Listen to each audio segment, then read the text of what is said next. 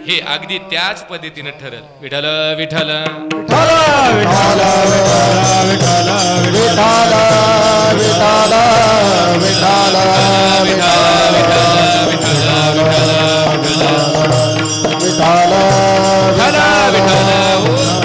ठीक आहे महाराज.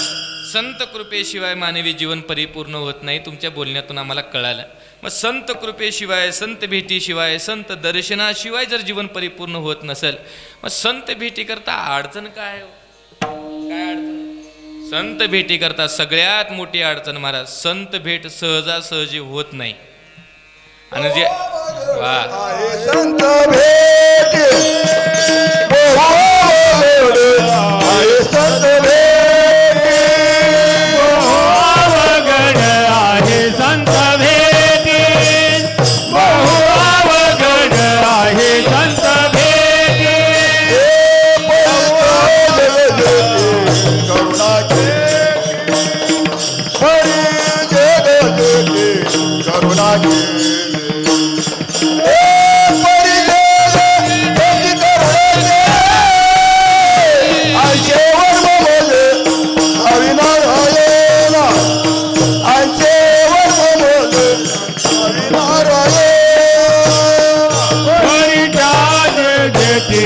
करुणा केली, हरिदास जेथे करुणा केली, हरी जग जेथे करुणा केली, ऐसे वर्मत दावी नारायणा, ऐसे वर्मत दावी नारायणा.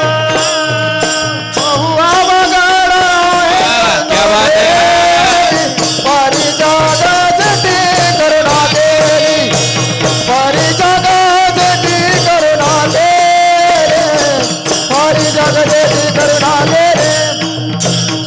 बहु अवघड आहे संत भेटी, हरिदास जेथे करुणा केली, हरिदास जेथे करुणा केली, हरिदास जेथे करुणा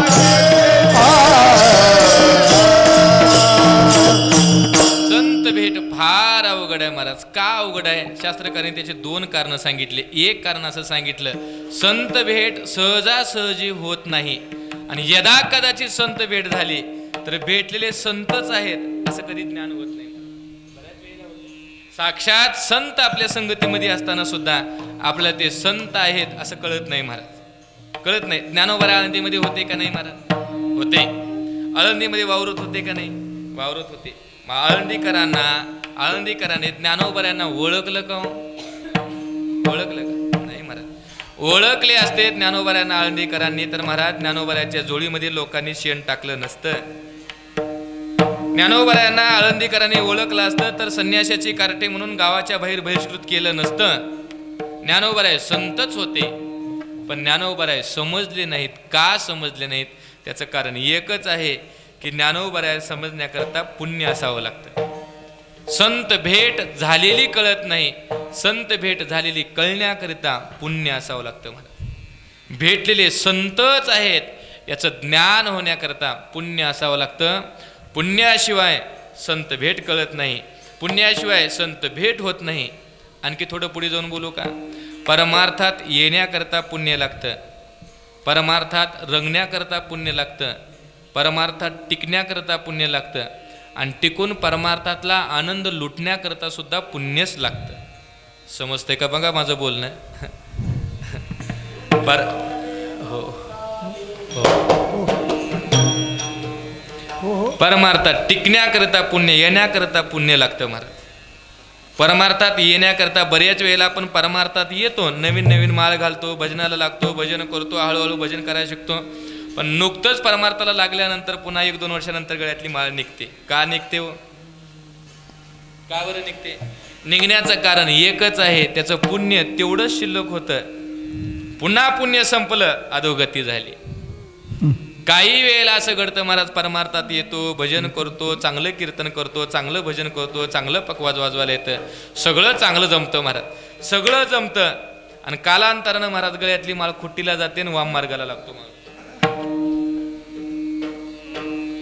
का लागतो वाममार्गाला? त्याचं कारण तिथंपर्यंत पुण्य होतं, तिथून मागं सरकतो. आणखी थोडं पुढे जाऊन बोलू का? यशाचं शिखर गाठलेले महाराज मंडळी सुद्धा महाराज शिखराहून ढसळले गेले. का ढसळले? म्हणून परमार्थात टिकायचं असेल, परमार्थात रंगायचं असेल आणि परमार्थातला जर प्रामाणिकपणाने आनंद मिळवायचा असेल तर कमवायचं असेल तर पुण्यरूपी धन कमवा बाबा. नाहीतर बऱ्याच वेळेला महाराज परमार्थातली मंडळी चांगली चांगली मंडळी वर गेलेली ढसळलीत. का? पुण्य संपलं की महाराज देव जवळ करत नाही आणि पुण्य संपल्यानंतर साधू सुद्धा जवळ करत नाही. तुम्हाला घमेंड असेल पैशाची, तुम्हाला घमंड असेल सत्तेची, घमेंड असेल श्रीमंतीची, हे व्यवहारात चालतं. कुठं? व्यवहारात चालतं. साधूच्या दरबारामध्ये आणि देवाच्या दरबारामध्ये त्याला काडीची किंमत नाही. साधूच्या दरबारात टिकायचं असेल आणि देवाच्या दरबारात टिकायचं असेल तर पुण्यरूपी धन घेऊन जावा, देव जवळ करल. आणि पुण्य जर नसेल, दुधातली माशी जसं आपण बाहेर फेकतो का सूरज महाराज, असं करून देव सुद्धा महाराज कितीही मोठा टपुरा साधू असू द्या, पुण्य जर संपलं तर महाराज तिथून बाहेर फेकतो. तुका म्हणे जाती पुण्यक्षय हरपते, पुण्यक्षय हरपते, पुण्यक्षय हरपते.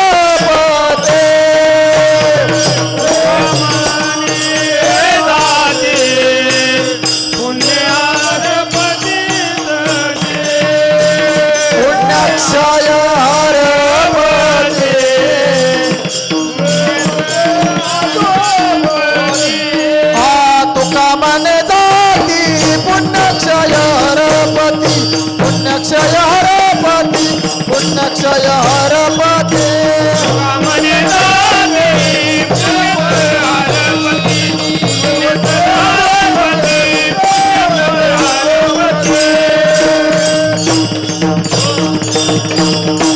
सांगतात महाराज तुका म्हणे जाती पुण्यक्षया धोगती. कितीही मोठं जर महाराज मोठा असू द्या, पुण्यक्षय झाला की तिथून तो घसरला जातो. म्हणून माझा हात जोडून विनंती आहे परमार्थ करणाऱ्या मंडळींना आणि ज्यांना परमार्थिक प्रामाणिकपणाने टिकायच्या अशा मंडळींना, जेवढं पुण्यरूपी धन कमवता येईल तेवढं कमवावं महाराज. जर परमार्थातल्या सगळ्या क्रिया करण्याकरिता जर पुण्य कारण असेल तर महाराज कैमुत्तिक न्यायानं संत भेटी करता किती पुण्य लागत असेल हो? किती पुण्य लागत असेल?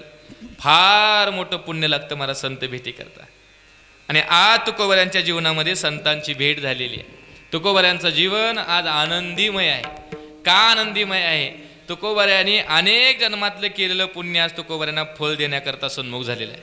आणि याच्या पुढं तुकोबऱ्यांची या जन्मात केलेली प्रयत्नाची पराकाष्ठा. संत भेट व्हावी असं जर वाटत असेल तर लक्ष देऊन ऐका. संत भेट व्हावी असं वाटत असेल तर 3 सूत्र महत्वाचे आहेत. संत भेटीची इच्छा अंतःकरणात असावं. संत भेट व्हावी असं वाटत असेल तर संत भेटी करता प्रयत्न असावे. आणि संत भेट व्हावी असं वाटत असेल तर जीवनात पुण्य असावं लागतं. एवढ्या 3 गोष्टी ज्यांच्या जीवनामध्ये शिदुरी रूपानं शिल्लक आहेत त्यांना संत भेट होते महाराज, नाहीतर होत नाही. इच्छा असावी, प्रयत्न असावे आणि पुण्य असावं तर संत भेट होते. इच्छा आहे, मोप इच्छा आहे संत भेटावं. वाटतं का नाही आपल्याला शिवराम बुवाने आपल्याला भेट द्यावं म्हणून? हय माधव महाराज, वाटतं का नाही? हय मौली महाराज, वाटतं का? शिवराम बुवाने आपल्याला भेट द्यावं, सद्गुरू प्रेमनाथ महाराजांनी आम्हाला भेट द्यावं. का वाटत नाही? वाटतंय. इच्छा तीव्र आहे, प्रयत्न आहेत का हो? मंदिरात बसले की तेवढंच वाटतं. मंदिराच्या बाहेर गेले की संसाराचा गाडा सुरू होतो महाराज, आपण विसरून जातो. नुसती इच्छा असून उपयोग नाही, इच्छेबरोबर प्रयत्न असावं लागतं. आणि नुसते प्रयत्न असूनही उपयोग नाही महाराज, मागच्या जन्मातली पुण्याची शुद्धरी असावी लागते.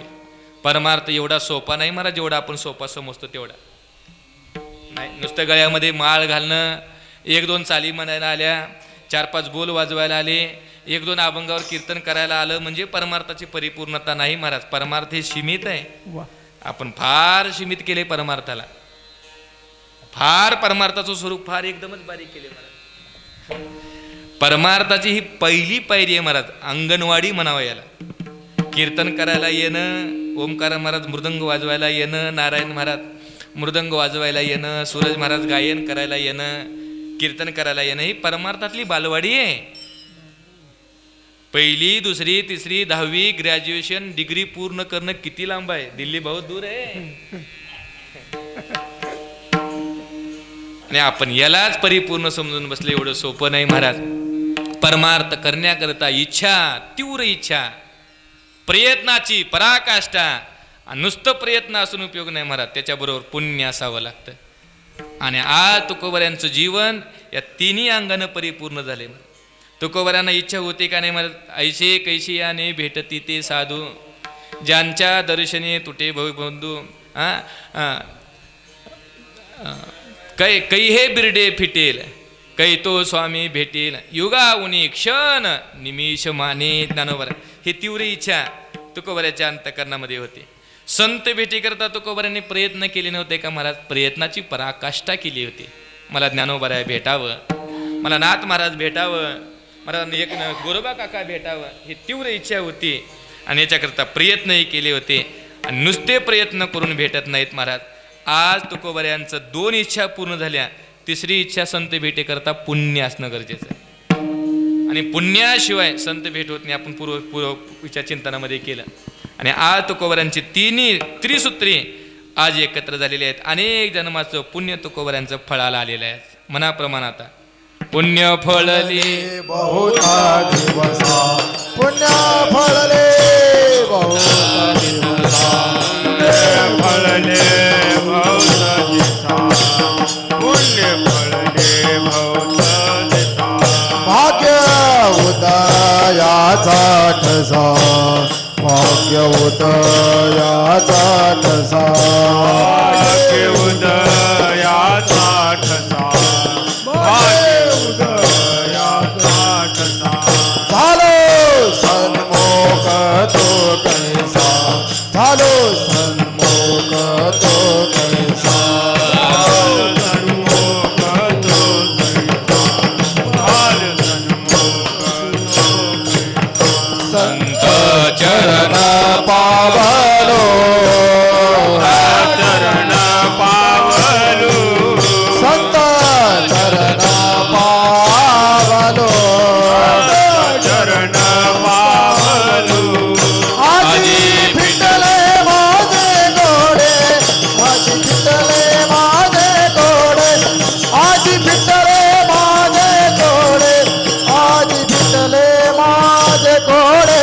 आज फिटले माझे गोडे, आज फिटले माझे गोडे, आज फिटले माझे गोडे, आज फिटले माझे गोडे. पुण्य फळाले बहुता दिवसा, भाग्य उदयाचा ठसा, झालो सन्मुख तो कैसा,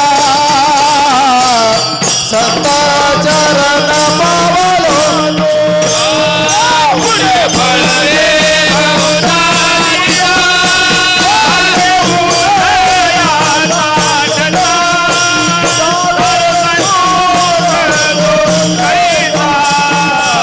संत चरण पावलो.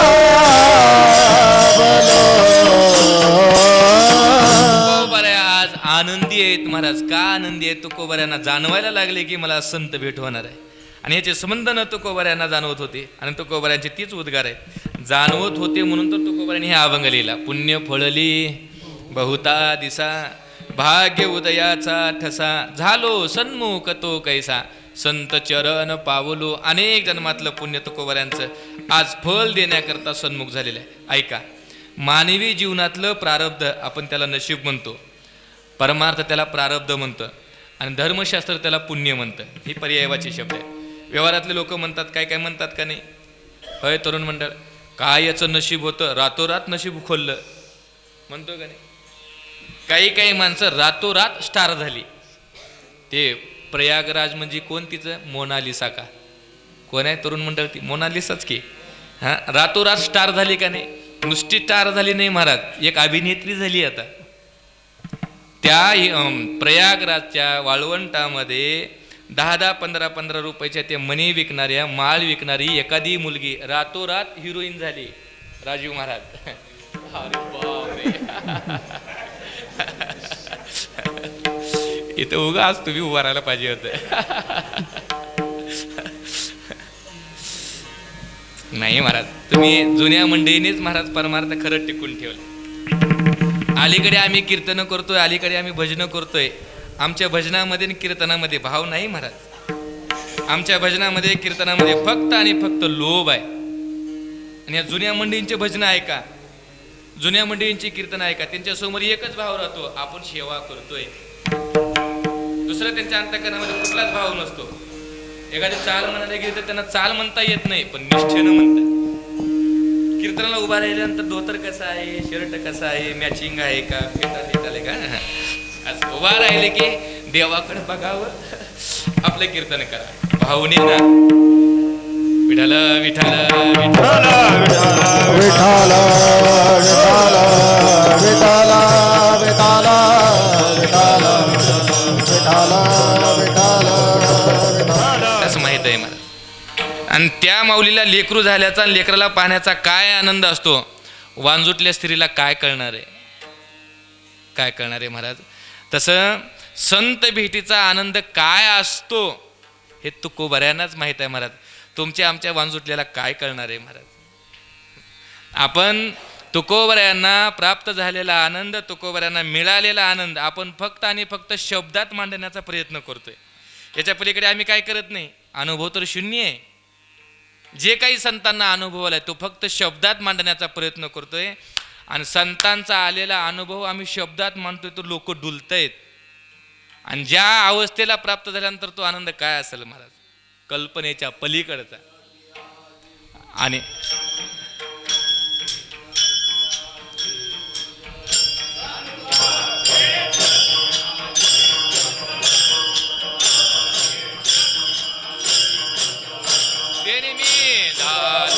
चतुर भुज तेने मी झालो.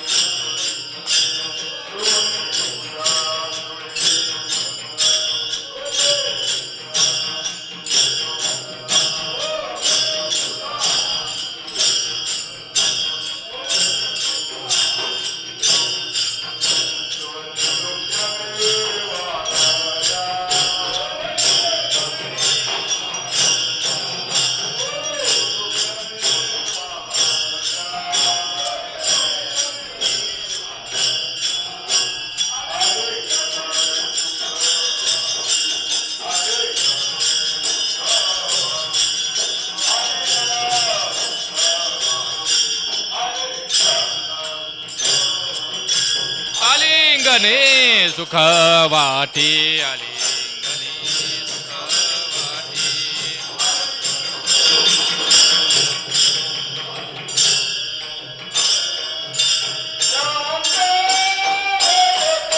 वाह हा.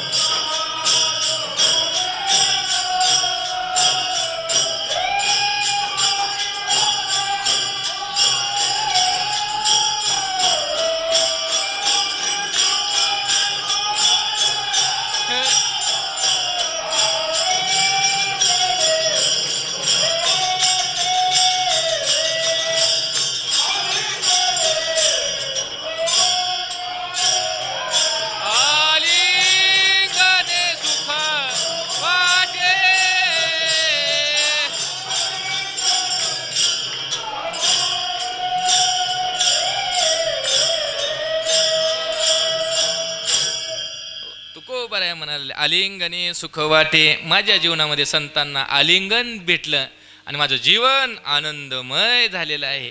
मग हा आनंद प्राप्त झाल्यानंतर त्या आनंदाची छबी संत भेटीच्या नंतर आनंद प्राप्त होईल त्यात शंकाच नाही. मग आनंद प्राप्त झाल्यानंतर संत भेटीनंतर तुकोबरांच्या जीवनामध्ये परिवर्तन काय झालं ऐका. परमार्थ केल्यानंतर मानवी जीवनामध्ये परमार्थामध्ये परिवर्तन होतं. काय परिवर्तन होतं? संत भेटीनं परिवर्तन काय होतं आणि मानवी जीवनामध्ये संत भेट का महत्त्वाची आहे याचं उत्तर तुकोबर आहे अभंगाच्या दुसऱ्या चरणावर.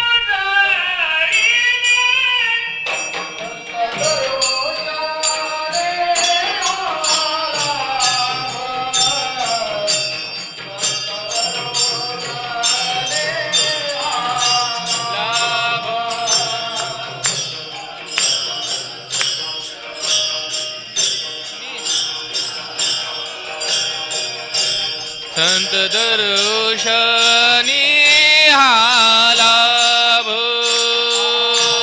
संत दर्शनी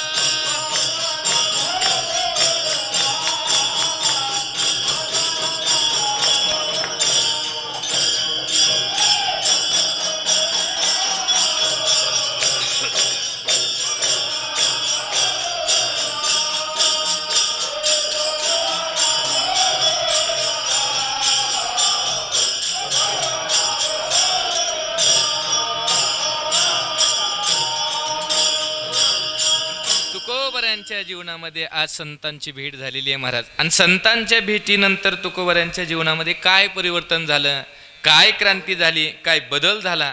तुकोबरा अगदी आनंदानं त्याचे उद्गार बाहेर काढतात. माझ्या जीवनामध्ये आज संत भेट झालेली आहे आणि संतांचं दर्शन झालं. क्रांती काय झाली? पद्मनाभ जोडीला हे परिवर्तन आहे. परमार्थामध्ये परमार्थाची साधना करत असताना परिवर्तन व्हावं. आहे त्या परिस्थिती माणसाला समाधान नाही महाराज. माणसाला आहे त्या परिस्थितीतून थोडं का होईना बदल व्हावा वाटतो. आत्माराम महाराज बरोबर आहे का? आहे त्या परिस्थितीमध्ये माणसाला समाधान वाटत नाही. व्यवहारातला अनुभव आहे आपला. आता माझ्यासमोर बरेच तरुण वर्ग बसलेले आहेत. व्यवहारातला अनुभव, व्यवहारामध्ये महाराज माणूस जर पायी चालत असेल माऊली महाराज, त्या व्यक्तीला काय वाटतं? सायकल मिळावी वाटते, परिवर्तन व्हावं वाटतं. सायकलीवर चालणाऱ्या माणसाला काय वाटतं? मुडकी तुडकी मोटरसायकल मिळावी वाटते. वाटतं का नाही? मोटरसायकलीवर चालणाऱ्या माणसाला काय वाटतं? नारायण महाराज जुनी पाणी फोर व्हीलर का होईना मिळावं. कार्यक्रम करून करून कंबरड जाते कामातून. रात्री भल्या तसल्या थंडीमध्ये फिरावं, असल्या पावसामध्ये फिरावं. कुणी येऊन मागून रेटतं, ढकलून जातं, पाडून देतं, मरून जातं. महाराज शाश्वती नाही. वाटतं जरा मोठी जुनी पाणी का होईना गाडी मिळावं. जुनी पाणी गाडी मिळाल्यानंतर सदाशिव हो काय वाटतं आणखी नवीन गाडी मिळावी वाटते. आहे का नाही परिवर्तन? आहे. त्या स्थितीमध्ये प्रत्येक व्यक्तीला समाधान वाटत नाही, त्याच्या परिवर्तन व्हावं. तेच कपडे घालून कंटाळा आल्यानंतर ओमकार महाराज काय वाटतं? नवीन कपडे घाला वाटतं आज वाटतं कडे.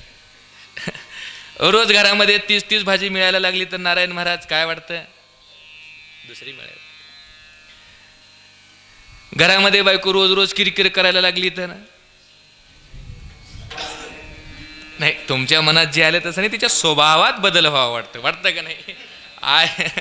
आहे त्या परिस्थितीमध्ये माणसाला समाधान वाटत नाही, त्याच्यात परिवर्तन व्हावं वाटतं. आणखी एक आपल्यासमोर मोठं उदाहरण देतो, म्हणजे जीवनाचं सार आपल्याला लक्षात येईल. आपल्या भारत देशाच्या गान कोकिळा ज्याने आपल्या मधुर आवाजातून, गोड आवाजातून भारत देशावर नव्हे तर संपूर्ण जगावर आधी राज्य गाजवलं, अशा कोण होत्या हो? क्या बात आहे. लता दीदींचं जीवन. नाव सांगावं लागलं नाही महाराज, कौतुक केल्याबरोबर नाव लक्षात आलं. नुसतं गुणाचं वर्णन केल्याबरोबर नाव लक्षात आलं. लता दीदींचं जीवन किती परिपूर्ण होतं महाराज. एवढं परिपूर्ण जीवन होतं महाराज. त्यांना जर जेवायची इच्छा झाली नारायण महाराज तर स्वयंपाक रूममधून टेबलावर जेवण येण्याकरता 4 ठिकाणी तपासलं जातं. जायचं, तपासल्यानंतर मग पुढे टेबलावर जेवण येत होतं. कुठं शूटिंग करायला जायचं असेल ओमकार महाराज तर मेकअप करण्याखाली हाताखाली 4-5 स्त्रिया होत्या. प्रसिद्धी म्हणावं तर प्रसिद्धी किती मोठी होती तरुण मंडळ. दिदीचा जर वाढदिवस असेल तर देशाचे पंतप्रधान नरेंद्रभाई मोदी विदेश दौऱ्यावर असू द्या, तिथून फोन करायचे, दीदी हॅपी बर्थडे. एवढी मोठी प्रसिद्धी जीवन होतं, एवढं यशस्वी जीवन होतं महाराज. काय कमी होतं या जीवनामध्ये? काय कमी होतं? काहीच कमी नव्हतं. जाण्याच्या अगोदर 2 महिन्यापूर्वी पत्रकार परिषदेनं ते हे घेतलं, मुलाखत घेतली पत्रकारानं. आणि मुलाखतीमध्ये एक प्रश्न विचारला, दीदी पुढचा जन्म जर तुम्हाला मिळाला तर काय व्हावं वाटल? लक्ष देऊन ऐका माता माऊल्या हो, लक्ष देऊन ऐका. पुढचा जन्म तुम्हाला मिळाला तर काय व्हावं वाटल? लता दीदींचं उत्तर आहे, पुढचा जन्मच मिळू नये. काय? पुढचा जन्मच मिळू नये, आणि यदा कदाचित मिळाला तर लता दीदी म्हणून नको म्हणे.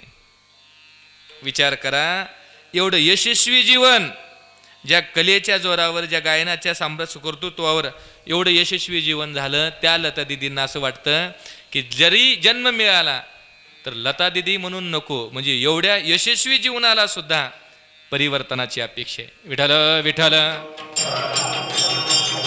विठ्ठल विठ्ठल विठ्ठल विठ्ठल विठ्ठल विठ्ठल विठ्ठल विठ्ठल विठ्ठल विठ्ठल विठ्ठल हो. कारण परिवर्तन होणं ही मानवी जीवनाचा स्वभाव आहे. त्या जीवनामध्ये समाधानी राहू नये. जर व्यवहारामध्ये जर परिवर्तनाची अपेक्षा असेल तर महाराज परमार्थामध्ये सुद्धा क्षणाक्षणाला, दिवसाला, वर्षाला परिवर्तन व्हावं. आपल्या साधनेमध्ये परिवर्तन व्हावं. आणि ते परिवर्तन होत असताना 2 पद्धतीनं आहे. एक ऊर्ध्वगतीचं परिवर्तन आहे आणि एक अधोगतीचं परिवर्तन आहे. होतं का नाही? वरून खाली येणं हेही परिवर्तन आहे, आणि खालून वर जाणं हेही परिवर्तन आहे. खालून वर जाणं हे परिवर्तन आहे, क्रांतिकारक परिवर्तन आहे. आणि वरून खाली येणं हे अधोगतीचं परिवर्तन आहे. म्हणून परमार्थ करणाऱ्या मंडळींचं परिवर्तन वरून खाली येऊ नये, खालून वर जावं, हळूहळू वर जावं. 10 वर्षानं जावा पण हळूहळू वर जावा, वरून खाली येऊ नये.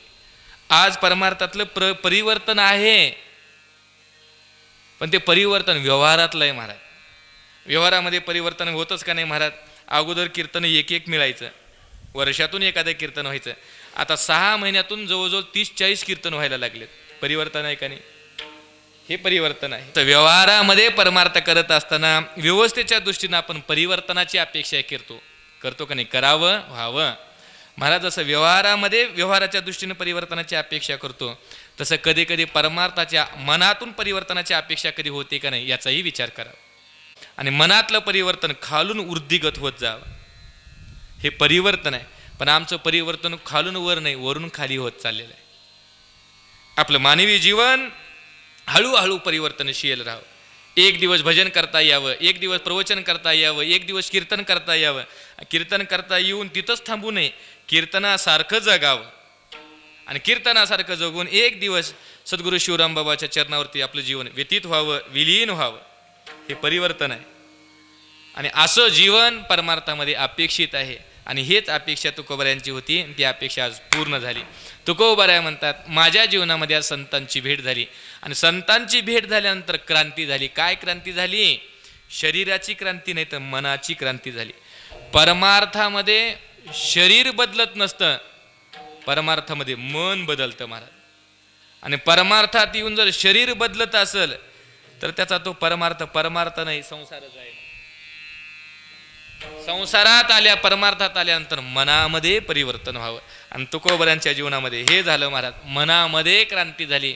तुकोबाराय म्हणतात, माझ्या जीवनामध्ये या संतांची भेट झाली. काय झालं बदल? तुकोबाराय म्हणतात, पद्मनाभ जोडीला अदृश्य असणारा परमात्मा, इंद्रियातीत असणारा परमात्मा, त्याचं मला दर्शन झालं.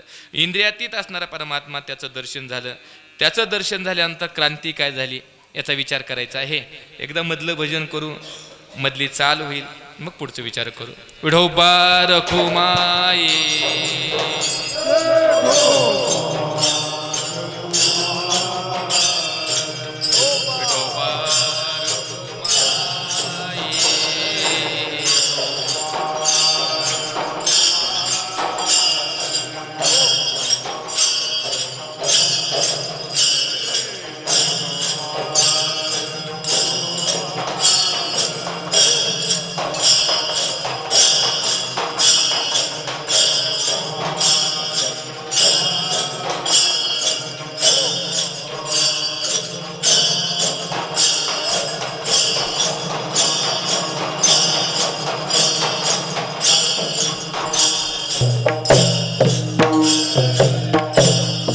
टाळी वाजवा, टाळी. हा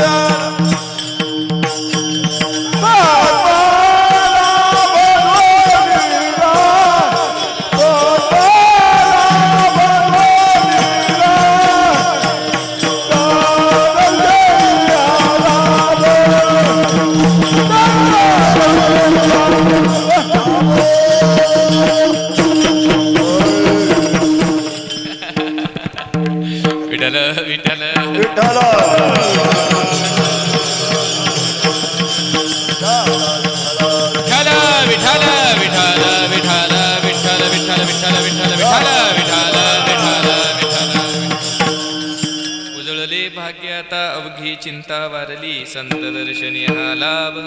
पद्मनाभ जोडीला जगद्गुरु संत श्री तुकोबराय या अभंगाद्वारा संत दर्शनानंतर आपल्या जीवनामध्ये काय स्थित्यंतर झालं, काय परिवर्तन झालं याचा विचार सांगितला.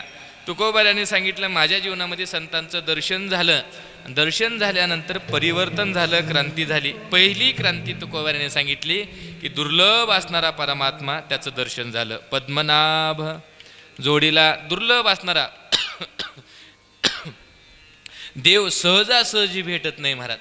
देव भेटण्याकरिता सुद्धा जन्मोजन्मी आम्ही बहु पुण्य केले, तेव्हा या विठ्ठली कृपा केली. ज्ञानोबराय विचारा, ज्ञानोबराय म्हणतात माझ्या जीवनामध्ये पांडुरंगाचं दर्शन झालं, ते सहज झालं नाही, बहुत सुकृताची जोडी म्हणून विठ्ठली आवडी. दुर्लभ परमात्मा आणि त्याची भेट संत दर्शनाने झाली. देव भेटल्यानंतर संत दर्शनानं महाराज देवाची भेट सुलभ होते.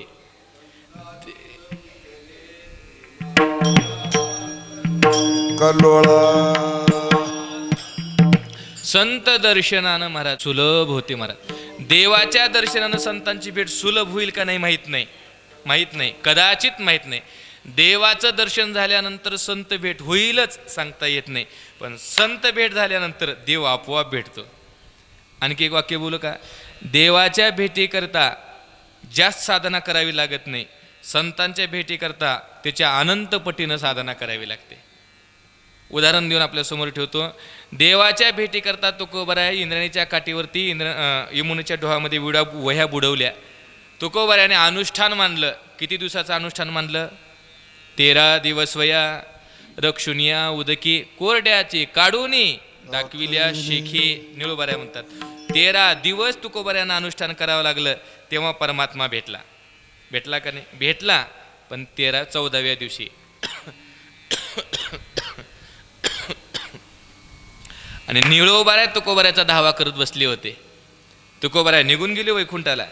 निळोबाऱ्या तुकोबऱ्याचा धावा करत बसले होते. तुकोबऱ्यांना भेटण्याकरता निळोबाऱ्यांना 42 दिवस अनुष्ठान मांडावं लागलं. 43व्या दिवशी तुकोबराया येऊन भेटले. तुकोबराया भेटण्याकरता 43 दिवस वाट पाहावं लागलं. आणि पांडुरंग परमात्मा भेटण्याकरता 14 दिवस वाट पाहावं लागलं. भेट दुर्लभ कुणाची आहे महाराज? देवाची भेट दुर्लभ नाही, संतांची भेट दुर्लभ आहे. आणि आणखी एक सांगतो ऐका, एकदा का संतांची भेट झाली, देव आपोआप त्यांचं शिव उठून मागे येतो महाराज. संतांच्या भेटीकरता अट्टहास करावा माणसानं, देव आपोआप बोनस म्हणून मिळतो महाराज. दिवाळीचं बोनस मिळतं का नाही नोकरदाराला? पगार मिळून बोनस मिळतं. तसं महाराज संतांची भेट झाली की देव स्वतःहून दारामध्ये येऊन लोळण घेतो महाराज. हा संत भेटीचा विषय फलश्रुती आहे. आणि हेच फलश्रुती तुकोबराया सांगतात की माझ्या जीवनामध्ये आज संतांची भेट झाली, माझं जीवन परिपूर्ण झालं. कुणाकुणाच्या जीवनामध्ये संत भेट झाली महाराज? अनेकांच्या जीवनामध्ये संतांची भेट झाली. आणि संतांच्या भेटीच्या माध्यमातून दुर्लभ असणारा परमात्मा सुद्धा त्यांनी सुद्धा दर्शन दिलं. जास्त विषय रंगवत नाही, एवढ्याच चरणावर मला थांबायचं आहे. दिवसभराचा थकवा आहे, दिवसभराचा म्हणणार नाही, खूप दिवसाचा थकवा आहे, त्याच्यामुळे जास्त विस्तार करणार नाही. एवढ्याच चरणावरती चिंतन अभंग सोडवण्याचा प्रयत्न करतो. बाकीचं उर्वरित चिंतन मी बी काय लवकर मरणार नाही, तू बी काय मरणार नाही. पुन्हा कधी संधी मिळाली तर उर्वरित चिंतनावरती अभंगावरती चिंतन मांडण्याचा प्रयत्न करूया. एक दृष्टांत सांगतो. संत दर्शनानंतर दुर्लभ असणारा परमात्मा जवळ कसा होतो? रामायणातला गोड प्रसंग आहे, लक्ष देऊन ऐका. रामायणातला प्रसंग आहे. प्रभू रामचंद्राने समुद्रावर सेतू बांधायचं ठरवलं. नल नीलाच्या साह्याच्या माध्यमातून प्रभू रामचंद्र सेतू बांधायचं काम सुरू केले. आणि सेतू बांधत असताना वानर सेना सेतू बांधण्याकरता सहकार्य करायला लागले. आणि समुद्र देवतेच्या माध्यमातून आदेशातून त्यांनी विनंती केल्यानंतर नल नीलाच्या साह्यानं दगडावरती श्रीराम नाव लिहावं महाराज. आणि श्रीराम नाव लिहावं, तो दगड पाण्यामध्ये टाकावं, दगड तरावं. आणि दगड तरायला लागले. आता दगड टाकायचं काम कुणाचं होतं? वानर सेनेचं होतं. त्या वानर सेनेमध्ये सगळेच वानरं मोठी नव्हती नारायण महाराज. काही वानरं बारीक वानरं होती माऊली महाराज, काही वानरं मोठी वानरं होती, काही वानरं लई मोठी होती, काही त्याच्यामध्ये काही वानरं गंड वानरं होती. गंड वानर जरा वेगळंच असतं कधी. गंड वानर होते. प्रत्येक जण आपापल्या पद्धतीने सेवा करायला लागले महाराज. छोटे वानर होते, छोटे दगड घ्यावं, जय श्रीराम म्हणावं, पाण्यामध्ये टाकावं. मोठी वानर मोठी दगड घ्यावं, जय श्रीराम म्हणावं, पाण्यामध्ये टाकावं. हनुमंतराय महाराज अवाढव्य मोठं महाराज, मोठी मोठी पर्वत आणावं. आणि हनुमंतराय मोठी मोठी पर्वत आणून समुद्रामध्ये टाकावं.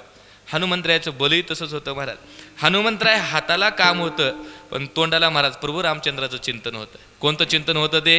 राजा राम राम राम सीता राम राम राम, राजा राम राम राम सीता, राजा राम राम राम सीता राम राम राम, राजा राम राम राम सीता राम राम राम. म्हणा सगळे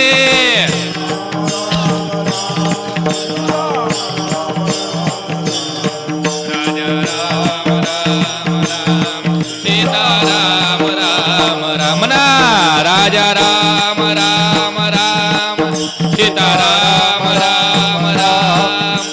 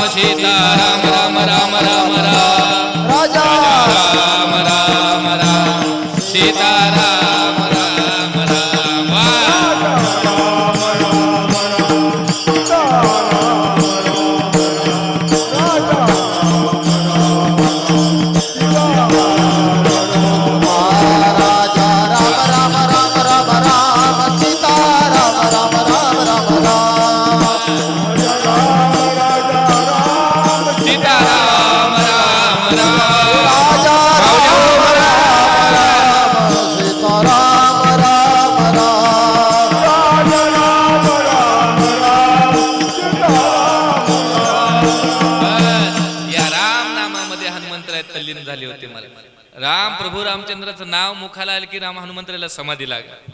राम नामामध्ये तल्लीन असताले हनुमंतराय महाराज मोठे मोठे दगड टाकायला लागले. हनुमंतरायाची सेवा करत होते.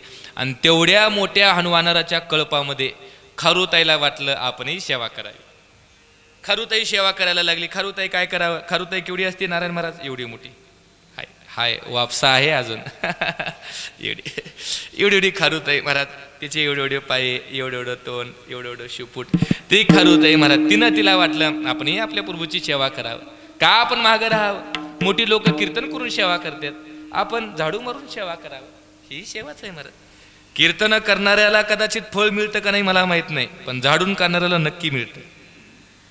म्हणून कीर्तनकार मोठा आहे त्याला लई मान मिळतो, म्हणून आपल्याला मान मिळत नाही अजिबात कल्पना करू नका महाराज. झाडून काढणाऱ्याला कदाचित देव जवळ करेल. कीर्तन करायला बहुतेक करतो का नाही मला माहित नाही. तुम्हाला म्हणत नाही. खारुताई आपली आपली बारीकी खारुताई. तिलाही सेवा करायला वाटायला लागली. तिने काय करायला लागली? समुद्रामध्ये बुडावं. आणि समुद्रामध्ये बुडल्यानंतर महाराज रामेश्वरला कधी गेला तर बघा रीती जी आहे वाळू एकदम पिठासारखी मऊ आहे. समुद्रामध्ये जावं, बाहेर यावं, त्या मातीमध्ये अंग घुसळावं आणि रेतीमध्ये अंग घुसळावं. त्या अंगावर रेती जवळजवळ एवढी चढायची महाराज. आणि ते कणत कणत जिथं फट पडली आहे तिथं जाऊन आपलं अंग झटकावं. असं का बरं? त्या फटीमध्ये गेल्यानंतर महाराज ती वाळू तिथं पडल आणि ती फट बुजून जाईल. असं का? माझ्या प्रभूचे पाय नाजूक आहेत आणि कदाचित या फटीवर पाय जर पडला आणि माझ्या प्रभूचा पाय पिचकला तर त्याची भावना महाराज, ज्याची त्याची श्रद्धा. आणि ते म्हणून ते बुजवायचं काम करायचं काम करायला लागली. खारुताई बुडवावं, यावं, अंग जे बुजवावं, इकडे यावं. हनुमंतराय सेवा करत होते. झालं असं महाराज, खारुताई इकडे यायला आणि हनुमंतराय तिकडून यायला दोघाची गाठ भेट झाली. हनुमंतरायाचा पाय खारुताईच्या पाठीवर पडला महाराज. जसं पाय पडला तसं खारुताई कमरपासून वाकून गेली. पाय जर दीपक महाराजाचा असता सदाशिव महाराज तर खारुताईला काही झालं नसतं. पाय हनुमंतरायाचा होता. खारुताई व्याकुळ होऊन त्या ठिकाणी पडली. व्याकुळ झालेली खारुताई, कंठामध्ये प्राण आणून तळमळत पडलेली खारुताई. वाईट या गोष्टीचं वाटत होतं, त्रास होतो याचं दुःख वाटत नव्हतं. दुःख याचं वाटत होतं की माझ्या प्रभूच्या सेवेपासून वंचित झाले याचं मनोमन दुःख वाटायचं. असं करता करता काही काळ जातो ना जातो तेवढ्याच प्रभू रामचंद्राला असं वाटलं वानर सेनेच्या हातामध्ये कामाचं कॉन्ट्रॅक्ट दिले, इंजिनियरच्या हातात दिलं नाही. इंजिनियरच्या हातात दिलं असतं तर कदाचित काम चांगलं झालं असतं. वानर सेनेच्या हातामध्ये दिले, काम कसं चालू आहे की बघावं म्हणून बस प्रभू रामचंद्राने लक्ष्मणाला सांगितलं, लक्ष्मणा अरे काम चालू आहे, आपण बघायला जाऊ कसं चाललंय. आणि प्रभू रामचंद्र लक्ष्मण दादा 10-5-50 पावलं पुढे येतात ना येतात तेवढ्यात नजर प्रभू रामचंद्राची खारुताईवर पडली. खारुताईवर पडल्याबरोबर महाराज करुणानिधी असणारे प्रभू रामचंद्र पळत पळत गेले आणि खारुताईला उचलून हातावरती घेतलं आणि पाठीवरून हात फिरवला. ती 3 बोटं जी आहेत ना, जुने लोक सांगतात बघा, 3 बोटं प्रभू रामचंद्राचे. खारुताईला पाठीवर हातावर घेतलं, पाठीवरून हात फिरवलं. प्रभू रामचंद्राने विचारलं, डोळ्यासमोर प्रसंग आणायचा प्रयत्न करा. खारुताईला प्रभू रामचंद्राने विचारलं, खारू ही तुझी अवस्था कोणी केली? ही अवस्था कशी झाली? त्यावेळेस खारुताईनं पुढचे पाय 2 वर करून बोलण्याचा प्रयत्न करायला लागला की प्रभू मीही तुमच्या सेवेमध्ये तत्पर होते आणि हनुमंतराचा पाय माझ्या अंगावर पडला आणि मी तुमच्या सेवेपासून वंचित झाले आणि हा अपराध हनुमंतरायाचा आहे. हनुमंतरायाचा पाय पडला याचं वाईट वाटत नाही, वाईट या गोष्टीचं वाटतं की तुमच्या सेवेपासून मी दूर केले याचं मनोमन वाईट वाटतं. अपराध हा हनुमंतरायाचा आहे. प्रभू रामचंद्राने हनुमंतरायाने अपराध केला हो. लगेच प्रभू रामचंद्राने सगळं काम महाराज जाग्यावर स्टे लावला कामाला. सगळ्यांनी बाहेर आताच्या आता या. सगळे वानर महाराज हातातली दगड जशाच तसं टाकून प्रभू रामचंद्र बसलेले होते. कोण तिकडं बसले, कोण तिकडं बसले, कोण तिकडं. वानर कुठं गुणानं बसते तो शेवटी ते वानर लांब लांब बसलेले वानर. आणि प्रभू रामचंद्र रागात असलेलं बघून ती जवळ कोणी यायचं धाडस करत नव्हतं. प्रभू रामचंद्र नल, नील, जामोद, सुग्रीव, अंगद यांना पुढे बोलवलं. हनुमंतरायाला बोला, हनुमंता पुढे. हनुमंतराय पुढे आले महाराज, हात जोडलं, प्रभू काय सेवा? प्रभू रामचंद्राने सांगितलं, हनुमंता तुझ्याकडून अपराध झालाय. प्रभू काय अपराध झालाय? खारुताईच्या अंगावर तुझा पाय पडला आणि खारुताई माझ्या सेवेपासून वंचित झाली, हा अपराध आहे तुझा. प्रभू हनुमंतराने सांगितलं, प्रभू मी तुमच्या नाम रामामध्ये तल्लीन होतो, मला माहीत नाही, कदाचित पडलाही असेल, कदाचित पडला नसेल. प्रभू रामचंद्रांनी खारुताईला विचारलं, खारुताई खरं आहे का हे? खारुताईनं पुन्हा तुडचे जरा पांडुताईला बळ आलं होतं ना, पुढचे पाय 2 वर केले आणि सांगितलं, प्रभू हनुमंतरायाचा पाय माझ्या अंगावर पडलेला आहे, हे खरं आहे, हनुमंतरायाचा अपराध आहे. हनुमंता तुला मान्य आहे का? प्रभू हनुमंतरायाने सांगितलं, प्रभू खारुताई जर सांगत असेल तर हा अपराध मला मान्य आहे, माझ्याकडून चूक झाली, मी अपराध मान्य करतो, जी शिक्षा द्यायचं ती शिक्षा मला द्या. तुम्ही जर सांगितलं आताच्या आता समुद्रामध्ये देह समर्पित करून प्राणदंड दे, आत्ताच्या आत्ता देतो. तुम्ही जर सांगितलं आताच्या आता कळप सोडून दिगंतराला निघून जा, प्रभू आताच्या आता निघून जातो. जी सेवा द्यायचं शिक्षा द्यायचं ती शिक्षा द्या. प्रभू रामचंद्रांनी खारुताईकडे बघितलं आणि सांगितलं, खारू अपराध हनुमंतरायाने केलाय, तुझा केलाय, शिक्षा सुद्धा तूच द्यायचं. तू न्यायाधीश हो आणि निर्णय मी देतो, तू सांग, जे सांगशील ती शिक्षा ह्याला द्यायचं. खारुताईनं सांगितलं, प्रभू मी जी शिक्षा द्याल ती तुम्ही हनुमंतरायाला द्याल का? मला जे सांगायचं ते इथं लक्ष देऊन ऐका. प्रभू रामचंद्राने सांगितलं, जे सांगायचं ते सांग, ती शिक्षा मी देतो. खारुताईनं पुन्हा पुढचे पाय 2 वर केले आणि सांगितलं, प्रभू आपण अरण्यामध्ये मला माहीत आहे, कदाचित ते तुमच्याकडे नसल, कीर्तन करून आला असता तर कदाचित तुम्हाला मिळालं असतं, पण बहुतेक तुमच्याकडे ते नसल आणि तुमच्याकडे आहे का नाही मला माहीत नाही. जर तुमच्याकडे कदाचित असेल तर माझी एक विनंती आहे, तुमच्याकडे हार असेल, तुमच्याकडे शाल असेल आणि तुमच्याकडे श्रीफळ जर असेल तर एवढं देऊन हनुमंतरायाचा सन्मान करावा. प्रभू रामचंद्र म्हणले, खारू अगं हे त्रेतायुग आहे, कलियुगातले लोक गांजा वडणारे आहेत, कलियुगातले लोक बिड्या वडणारे, सुपाऱ्या खाणारे, तू वडली तर नाही. प्रभू रामचंद्र खारुताईनं सांगितले, प्रभू मी भानावर आहे, मी शुद्धीवर आहे आणि मी ठामपणानं विचारपूर्वक बोलते. काय बोलते?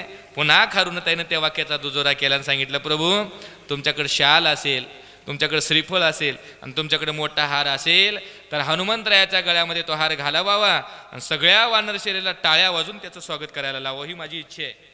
प्रभू रामचंद्र 2दा म्हटल्यानंतर मग प्रभू रामचंद्र विचार करायला लागले. मग प्रभू रामचंद्रांनी खारुताईला विचारलं, खारू एवढं शिक्षा करण्याऐवजी तू त्याचा सन्मान करायची भाषा करते असं का बरं? खारुताईने दिलेलं उत्तर फार गोड आहे महाराज. एवढं जरी वाक्य घेऊन गेलो घराकडनं महाराज, आपला परमार्थ यशस्वी होऊन जाईल. खारुताईने उत्तर दिलं, प्रभू जर हनुमंतरायाचा पाय माझ्या अंगावर पडला नसता तर तुम्ही मला उचलून घेतलंच नसतं म्हणे. आज मला तुम्ही जे उचलून घेतलं आणि मायेनं प्रेमानं माझ्या पाठीवर जो हात फिरवला, जो हात दशरथ राजाच्या डोक्यावर फिरायला पाहिजे होता तो फिरला नाही, जो हात भरताच्या पाठीवर फिरायला पाहिजे होता फिरला नाही. माझं भाग्य हे आहे तो हात माझ्या डोक्यावरून माझ्या पाठीवरून फिरवलं आणि एवढ्या प्रेमानं एका जड जीवाला तुम्ही जवळ केलं. त्याचं कारण एवढंच आहे, ते म्हणजे हनुमंतरायाचे चरण. हनुमंतरायाचे चरण माझ्या अंगावर पडले म्हणून तुम्ही मला उचलून घेतलं. माझा सांगण्याचा इत्यर्थ एवढाच आहे की शिवराम बुवांच्या चरणाला धरलं, देवाकडे जायची गरज नाही महाराज, देव तुमच्या दारात येऊन पाणी भरल. ज्ञानेश्वर माऊली, ज्ञानराज माऊली तुकाराम, ज्ञानेश्वर माऊली, ज्ञानराज माऊली तुकाराम, ज्ञानेश्वर माऊली, ज्ञानराज माऊली तुकाराम, ज्ञानेश्वर माऊली, ज्ञानराज माऊली तुकाराम.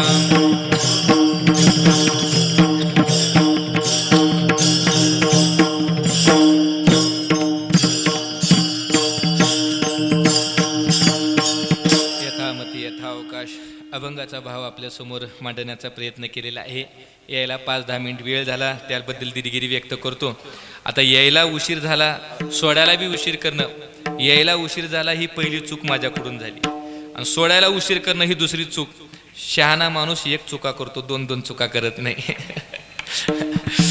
आणि तसं काही अडचण नाही, 5-10 मिनिट वाढवलं तरी पण तिकडच्याही संस्थांची जबाबदारी आहे. उद्या सकाळी 7ला तिथला उत्सव सुरू होणार आहे.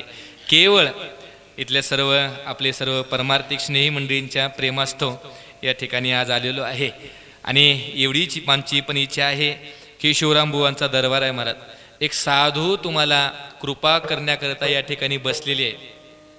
लक्ष देऊन ऐका, एक साधू तुमच्यावर कृपा करण्याकरता येऊन बसलेले आहेत आणि साधूची कृपा जात बघून होत नाही, साधूची कृपा विद्वत्ता बघून होत नाही, साधूची कृपा वय बघून होत नाही आणि साधूची कृपा लिंग बघून सुद्धा होत नाही. साधू सगळ्यावर सदैव आणि सारखीच कृपा करतो. फक्त आपण एक झालं पाहिजे, साधूच्या कृपा छत्राखाली गेलं पाहिजे. पाऊस सगळीवरच पडतो महाराज, परंतु दगडावर पडल्यावर पावसाचा काय उपयोग होत नाही. तसं आपण दगडाचं अंतःकरण घेऊन शिवरामबुवाच्या चरणाजवळ जाऊ नये. आपण मातीसारखं लवचिक अंतःकरण घेऊन जर शिवरामबुवांच्या चरणावर आपण सेवा समर्पित केली, आपलं जीवन जर समर्पित केलं, तर मला असं वाटतंय सद्गुरू शिवरामबुवा आपल्याला दर्शन देतीलच देतील, पण शिवरामबुवा म्हणतील अय देवा माझी लेकरू माझी सेवा करते, त्याच्यावर सुद्धा तू कृपा कर. एवढा अधिकार आपल्या सद्गुरू शिवरामबुवांचा आहे. आपण मला असं वाटतंय आपली माई इथं बसली आणि आपली जर सखी माई इथं असेल तर दुसऱ्या माईचं दूध प्यायची काय गरज आहे बरं? काय गरज आहे? शहाण्या माणसानं सख्या माईचं दूध प्यावं, दुसऱ्या माईच्या दुधाकडे जायची काही गरज नाही. आपली आई समोर बसलेली आहे, आपल्या आईच्या पदराखाली जावं आणि मनसोक्त जेवढं आपल्याला तृप्त होता येईल तेवढं तृप्त होण्याचा प्रयत्न करावा. शिवरामबुवा आपली आई आहे महाराज. कितीही दुःख आलं तरी इथं येऊन मांडावं, कितीही आनंद आला इथं येऊन मांडावं.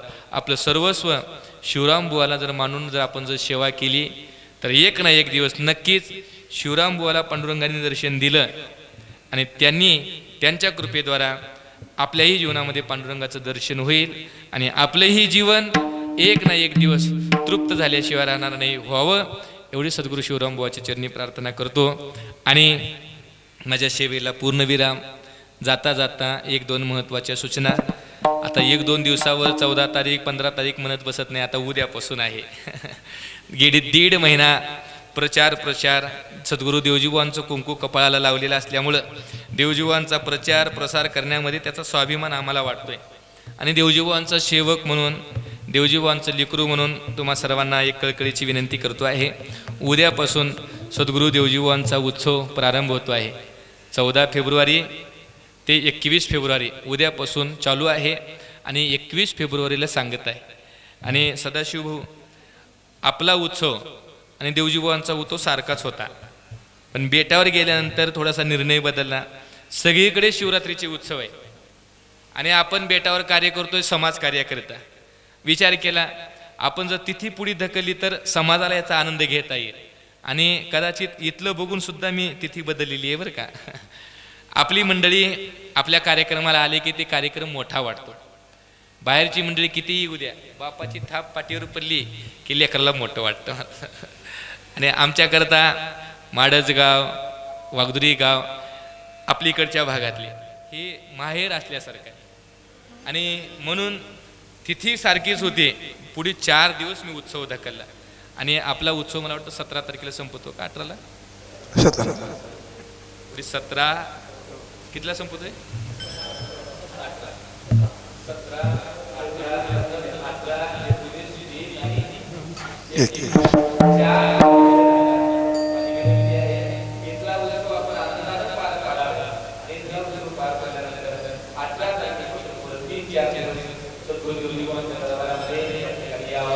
सकाळी 7 ते 10 पारायण आहे.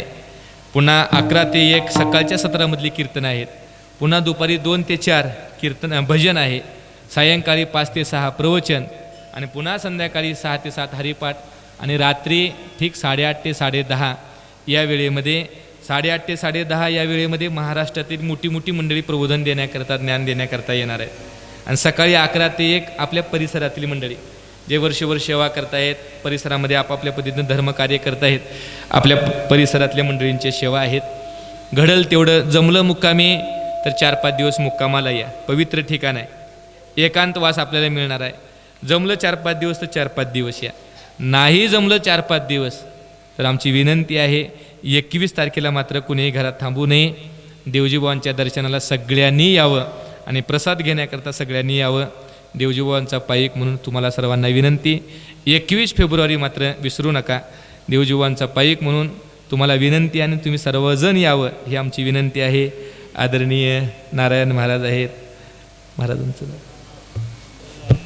श्रीनिवास महाराजांचे चिरंजीव का वा. एक पिढी खाली बसली, दुसरी पिढी तयार आहे महाराज. नाहीतर बऱ्याच गावामध्ये बाप भजन करून करून गेला, पोरं येत नाहीत भजनाला. परंतु इथं पुढची पिढी सुद्धा तत्पर आहे. आदरणीय श्रीनिवास महाराज, ओमकार महाराज. पकवास फुटला तर काळजी करायची गरज नाही. ओमकार महाराजाच्या घरी घेऊन गेले की तयार होतं. आदरणीय ओमकार महाराज आहेत, सत्यजित महाराज आहेत, आत्माराम महाराज आहेत. हे सगळ्यांना विनंती आहे, सगळ्यांनी जमल तेवढे दिवस येण्याचा प्रयत्न करावा. आमच्या भजनिक मंडळाला विनंती आहे, हेच निमंत्रण समजून आपणही 2-4 दिवस राहिलेले सेवा देण्याकरता यावं. देवजीबाबांचा पाईक म्हणून सर्वांना विनंती. शिवरामबाबाच्या चरणी सेवा समर्पित, सेवेला पूर्ण विराम. तुकाराम तुकाराम तुकाराम.